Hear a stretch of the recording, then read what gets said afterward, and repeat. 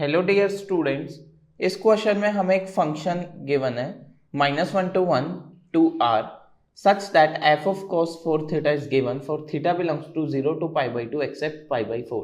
Then the values of f of 1 by 3. So आइए start करते हैं। हमें क्वेश्चन में गिवन है f of cos 4 theta is equals to 2 divided by 2 minus sec square theta. Now हमें value निकालनी है f ऑफ 1 by 3। इसका मतलब when cos 4 theta equals to 1 by 3, तब इस वैल्यू थीटा के इस वैल्यू के लिए हमें फंक्शन की वैल्यू फाइंड आउट करनी है। सो हम यहाँ पे ट्रिग्नोमेट्रिक आइडेंटिटी का यूज करेंगे, that is cos 2 theta is equals to 2 cos square theta minus 1। So यहाँ पे थीटा की जगह 4 थीटा है तो ये हो जाएगा 2 cos square 2 theta minus 1 equals to 1 by 3। So यहाँ से cos स्क्वायर 2 थीटा की वैल्यू आ गई 1 plus 1 by 3 by 2, that is 4 by 3 divided by 2 यानी 2 by 3। सो यहाँ से अब हम वापस इसी आइडेंटिटी का यूज करेंगे, तो cos 2 थीटा की जगह हो जाएगा 2 cos square theta minus 1 whole square equals to 2 by 3। तो यहाँ से आ गया 2 cos square theta minus 1 equals to plus minus root under 2 by 3। So cos square theta की वैल्यू आ गई यहाँ से 1 plus minus root under 2 by 3 और हाफ से मल्टीप्लाई हो जाएगा, यानी हम एलसीएम लें तो वैल्यू आ जाएगी root 3 plus minus root 2 divided by 2 root 3। ये हमारी cos स्क्वायर थीटा आ गया। अब क्वेश्चन में हमारे sec स्क्वायर थीटा इन्वॉल्व था तो हम sec स्क्वायर थीटा निकाल लेंगे, यानी वो हो जाएगा 2 root 3 divided by root 3 plus minus root 2। So यहाँ से sec स्क्वायर थीटा आ गया।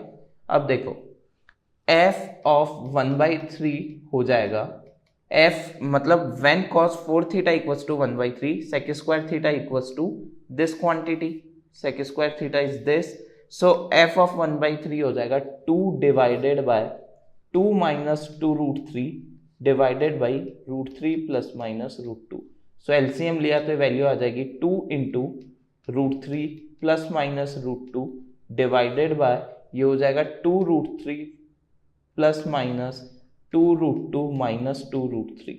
सो 2 रूट 3 से 2 रूट 3 कैंसिल और ये 2 से 2 कैंसिल आउट होके ये बच जाएगा root 3 plus minus root 2 divided by plus minus root 2, यानी ये वैल्यू आ जाएगी 1 plus minus root 3 by root 2।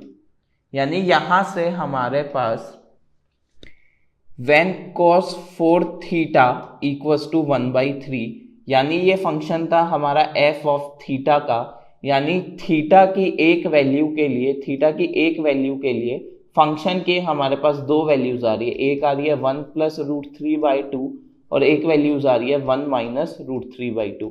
यानी एक इनपुट के लिए फॉर 1 इनपुट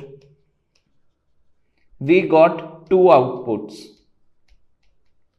हम ऐसे समझ सकते हैं कि एक थीटा की वैल्यू के लिए हमारे पास दो वैल्यूज आ रही है, यानी एक इनपुट के लिए हमारे पास दो आउटपुट आ रहा है, यानी कुछ ऐसा रहा होगा। ये ग्राफ की हेल्प से भी देखें अगर हम, यानी थीटा की एक वैल्यूज के लिए ये किसी वैल्यूज के लिए y की दो वैल्यूज आ रही है, एक इधर और एक कुछ और रैंडम वैल्यूज आ रही है, लेट अस सपोज दिस। सो हमारा हम कर्व में हमने फंक्शन के टाइम जब फंक्शन की बेसिक डेफिनेशन पढ़ी थी, हमारा कर्व कुछ यूं ऐसा कुछ रहा होगा।